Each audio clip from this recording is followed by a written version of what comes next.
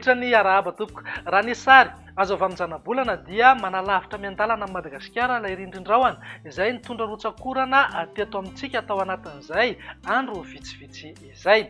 Indrindra moa teto amin'ny afovoantany mihazo any atsimo atsinanana mipaka hatrany Taolagnaro.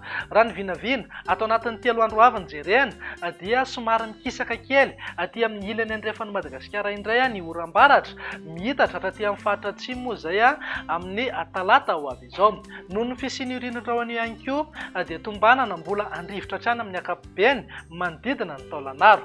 Raha mahakasika ny maripana indray dia mety hisy fiakaran'ny kely ny maripana ambony indrindra saika manerana ny nosy mety ho tafakatra hatramin'ny 5.30 na 9.30 degré mihitsy aza amin'ny maripana ambony indrindra aty amin'ny fahatry Sofia torak'izay ihany koa manodidina ny Beroro.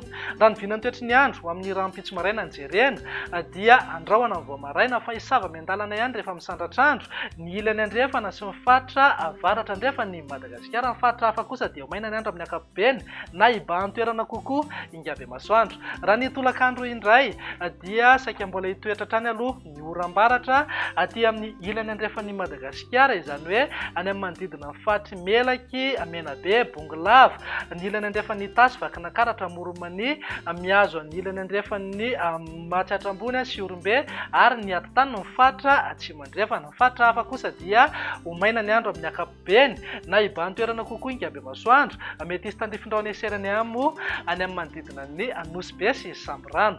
Raha ny vinan'ny maripana dia eo amin'ny 13 ka hatramin'ny 17 degré ny maripana ambony indrindra eto amin'ny faritra anatiny. Morotsiraka atsinanana eo amin'ny 20 ka hatramin'ny 30 degré, raha toka eo amin'ny 12 ka hatramin'ny 13 degré ny ilany andrefan'ny Madagasikara. Tafakatra 5.30 na 9.30 degré mihitsy aza indraindray ny maripana ambony indrindra any Beroro sy ny fahatry Sofia.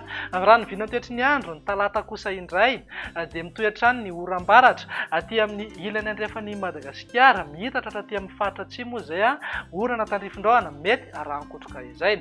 Ny faritra hafa kosa dia ho maina ny andro amin'ny ankapobeny fa amin'ny fiafaran'ny tolakandro na ny alina dia tombanana hiverina ny rahona mety arahana orana tandrifin-drahona indraindray ny aty amin'ny morotsiraka faritra avaratra andrefan'ny Madagasikara iny.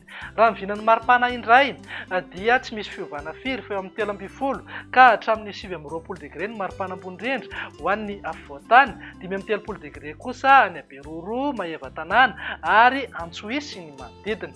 Raha mahakasika ny toetry ny andro ny alarobia ary no hamaranantsika azy dia saika azo oram-baratra hatrany aloha ny aty amin'ny ilany andrefan'ny Nosy ary any amin'ny faritra atsimo iny. Ny faritra hafa kosa dia ho maina ny andro amin'ny ankapobeny ny orana tandrifin-drahona efa mahazatra any amin'ny manodidina Nosy sy Samborano dia mitoetra eo hatrany amin'ny fiafaran'ny tolakandro na ny alina.